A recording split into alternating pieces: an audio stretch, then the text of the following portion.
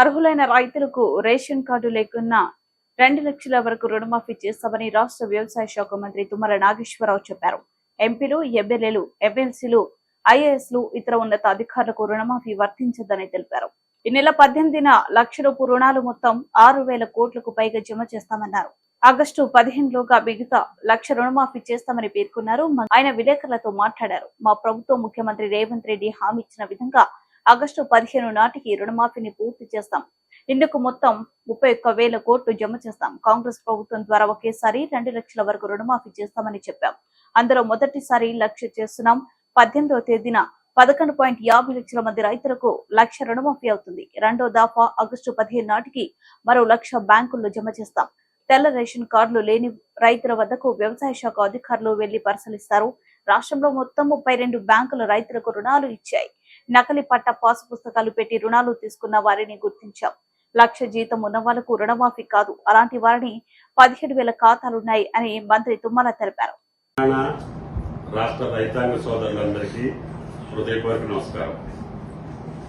కాంగ్రెస్ ప్రభుత్వం ఇచ్చినటువంటి మాటకు కట్టుబడి ఆనాటి పిసిసి అధ్యక్షుడిగా రేవంత్ రెడ్డి గారు నేను డిసెంబర్ 9 అధికారంలోకి వచ్చిన తర్వాత నేను 2 లక్షల రుణమాఫీ ఒకే దఫా చేస్తానని మాటిచ్చి ప్రభుత్వంలోకి వచ్చినటువంటి కాంగ్రెస్ ప్రభుత్వం ఆయన ఇచ్చినటువంటి మాట ఆగస్టు నెలలోనే లోపుగానే నేను 2 లక్షల రుణమాఫీ చేస్తానని చెప్పి మొదటి విడతగా 18వ తారీఖు సాయంత్రం 4 గంటలకి రాష్ట్ర రైతాంగాన్ని ఉద్దేశించి అన్ని వీడియో కాన్ఫరెన్స్ లో అన్ని మండల కేంద్రాల్లో ఉన్నటువంటి రైతులను ఉద్దేశించి ప్రసంగించి ఆ రోజే 1,00,000 రూపాయల రుణం ఉన్నటువంటి ప్రతి రైతు ఖాతాలో 1,00,000 రూపాయలు ఆయన ఖాతాలో జమ చేసేదానికి 18వ తారీఖు సుముహూర్తం నిశ్చయించారు. కానీ రైతులందరూ ఆ కార్యక్రమంలో పాల్గొని ఆ 1,00,000 రూపాయలు వెంటనే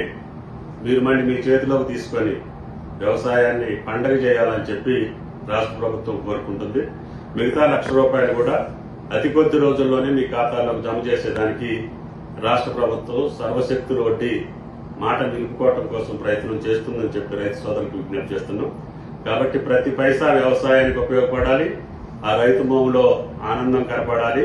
అదే కాంగ్రెస్ ప్రభుత్వం యొక్క లక్ష్యం, అదే ముఖ్యమంత్రి గారి యొక్క మాట అని చెప్పి మీకు విజ్ఞప్తి చేస్తూ ఆ రోజు అందరూ ఆ ఉత్సవాల్లో పాల్గొని ముఖ్యమంత్రి గారికి అభినందనలు, శుభాకాంక్షలు తెలియజేయాలని చెప్పి కోరుతున్నాను.